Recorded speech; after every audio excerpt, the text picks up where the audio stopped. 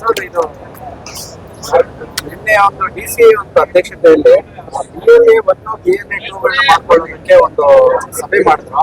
ಅದರಲ್ಲಿ ತಾವು ಇರ್ಲಿಲ್ಲ. BLA 1 ಅನ್ನು ರಾಜೀವ್ ಗೌಡ್ರಿಗೆ ಮಾಡಿದ್ದಾರೆ ಅಂತ ಹೇಳ್ತಾ ಇದ್ದಾರೆ. ತಾವು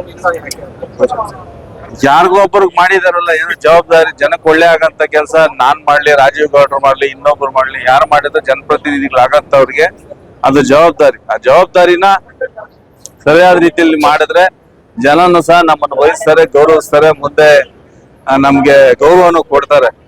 ಅದು ಬಿಟ್ಟು ಏನೋ ನನಗೆ ಮಂತ್ರಿ ಪದವಿ ಕೊಟ್ಟಿದ್ದಾರೆ, ನಾನೇ ಹೆಚ್ಚು ನಾನೇ ಕಮ್ಮಿ ಎಲ್ಲ ನಾನೇ ಅಂದ್ರೆ ನಾನು ಅನ್ನೋದು ಎಲ್ಲೂ ಸಲ್ಲಲ್ಲ. ನಾನು ಅನ್ನೋದು ಮನುಷ್ಯನಿಂದ ಹೋದ್ರೆ ಎಲ್ಲಾ ಕಡೆನೂ ಸಲ್ತಾನೆ. ನಾನು ಅನ್ನೋದು ನಾವು ಬಿಡ್ಬೇಕು ಫಸ್ಟ್. ಹಂಗಾಗಿ ಅದ್ರ ಬಗ್ಗೆ ನಾನು ಹೆಚ್ಚು ಮಾತಾಡಕ್ ಹೋಗೋದಿಲ್ಲ. ಅವ್ರಿಗೆ ಒಳ್ಳೇದಾಗ್ಲಿ. ಸರ್, ಅಫಿಷಿಯಲ್ ಕ್ಯಾಂಡಿಡೇಟ್ ಆಗಿ ನನಗೆ ಅನೌನ್ಸ್ ಮಾಡಿದ್ರೆ ಮುಂದಿನ ಚುನಾವಣೆಲ್ಲ ನಾವೇ ಮಾಡ್ತೀವಿ.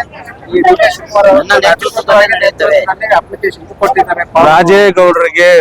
ರಾಜೀವ್ ಗೌಡ್ರಿಗೆ ಶುಭ ಆಗ್ಲಿ.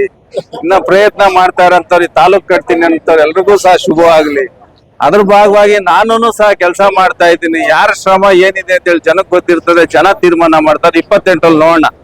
ಕೋಟಿ ಇಬ್ಬರಿಗೆ ಇರ್ತದೆ, ಪುಟ್ಟು ಆಂಜನಪ್ಪ, BN ರವಿಕುಮಾರ್. ಇದು ಸತ್ಯ. ಅದು ಬಿಟ್ಟು ನಾನೇ ಅಂತ ಬಡಾಯಿ ಕುಚ್ಕೊಂಡು ಬೊಂಬೆ ಆಟ ಆಡೋದಾದ್ರೆ ಪ್ರಯೋಜನ ಏನ್ ಬರ್ತದೆ? ಎಲ್ಲ ಪಿಕ್ಚರ್ ನೋಡ್ತಾರೆ ಅಷ್ಟೇ. ಪಿಕ್ಚರ್ ನೋಡ್ಬಿಟ್ಟು ಮನೆಗೆ ಹೋಗ್ತಾರೆ. ರಿಸಲ್ಟ್ ಫಲಿತಾಂಶ ಇರೋದಿಲ್ಲ. ಫಲಿತಾಂಶ 3ನೇ ಸ್ಥಾನ 4ನೇ ಸ್ಥಾನ ಆಗ್ತದೆ. ಅದಾಗದ್ ಬೇಡ. ಸೀರಿಯಸ್ ಆಗಿ ನಾವು ರಾಜಕಾರಣ ಮಾಡ್ಬೇಕು. ಅವ್ರವ್ರ ಅಭಿಮಾನ ಅವ್ರವ್ರಿಗೆ ಇರ್ತದೆ.